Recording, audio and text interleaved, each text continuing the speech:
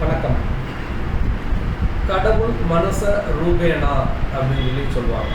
அதாவது மனிதர்கள் கடவுளாக அவதரித்த அவதாரமாக இங்கே அனுப்பி வருகிறார். இந்த காலத்தில் நாம் கடவுளை பார்க்க முடியுமா, இயலுமா என்று ஒரு கேள்வியை முன்வைத்தமையானால் இவர்களை போன்ற மனிதர்களை பார்க்கும் பொழுது நமக்கு கிடைக்கின்ற வார்த்தை ஆம், முடியும்.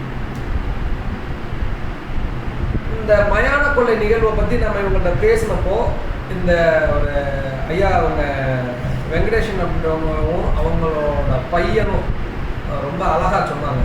இதை எங்கள் தாத்தா பண்ணார், அதுக்கப்புறம் எங்கள் அப்பாவுக்கு அப்புறம் நான், இப்போ என்னோட பிள்ளை.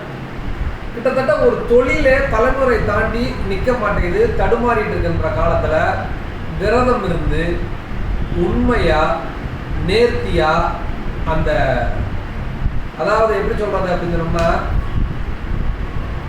சாட்சியம் அதாவே மாறிடுறது. அப்படி ஒரு அர்ப்பணிப்பு உணர்வோட இவங்களை மாறிய மனிதர்களை நம்ம பார்க்கின்ற பொழுது நமக்கு தோன்றுகின்ற வார்த்தை கடவுள் இருக்கின்றார். இதுல இந்த மயான கொள்ளை நிகழ்வுல உன்னதம் அப்படின்னு சொல்லி நாங்க எதை சொல்லுவோம் அப்படின்னு சொல்லி பாத்தீங்கன்னா, இந்த இவங்க கிட்டத்தட்ட செவ்வாய்க்கிழமையிலேருந்து இந்த வேஷம் தரிக்க ஆரம்பித்து ஒவ்வொரு வேஷமாக போட்டு ஒவ்வொரு இதாக முடித்து நாள் முழுதும் இரவு முழுதும் அந்த இதை முடித்து புதன்கிழமை அன்னைக்கு ஒரு 4 மணிக்கு மயானத்தில் கடவுளை அவதரிக்கிறாங்க.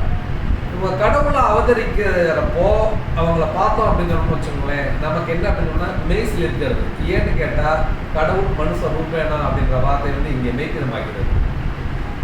இதுல குறிப்பா என்ன அவங்க சொல்றாங்க அப்படின்னு சொன்னோம்னா, புத்திர பாக்கியம் இல்லாதவங்க இதுல கலந்துக்கிட்டு மருந்து வாங்கி சாப்பிட்டாங்கன்னா அவங்களுக்கு புத்திர பாக்கியம் கிடைச்சிருது. திருமணமாகாதவங்களுக்கு இந்த இதுல கலந்துக்கிட்டு மருந்து வாங்கி சாப்பிட்டாங்கன்னா திருமணம் ஆகிடுது அப்படின்னு சொல்றாங்க.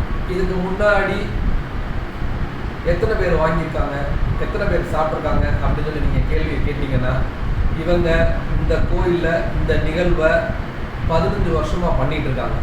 15 வருஷமா பண்ணிட்டு இருக்காங்க அப்படின்றாங்கன்னா நிச்சயமா இதுல நிறைய பேர் அம்பாலோட அருளால பயன்பட்டுருக்காங்க. அதனாலதான் இது தொடர்ந்து நடக்குது.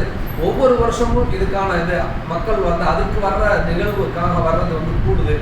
எல்லாம் வல்ல ஸ்ரீ அங்காள பரமேஸ்வரி அருளால் மென்மேலும் பயன்பட வேண்டும். குறிப்பாக நிர்வாகத்தின் சார்பாக இந்த தலைமுறையை தாண்டி பயணிக்கும் இவர்களை வாழ்ந்து விடைபெறுகிறோம். நன்றி, வணக்கம்.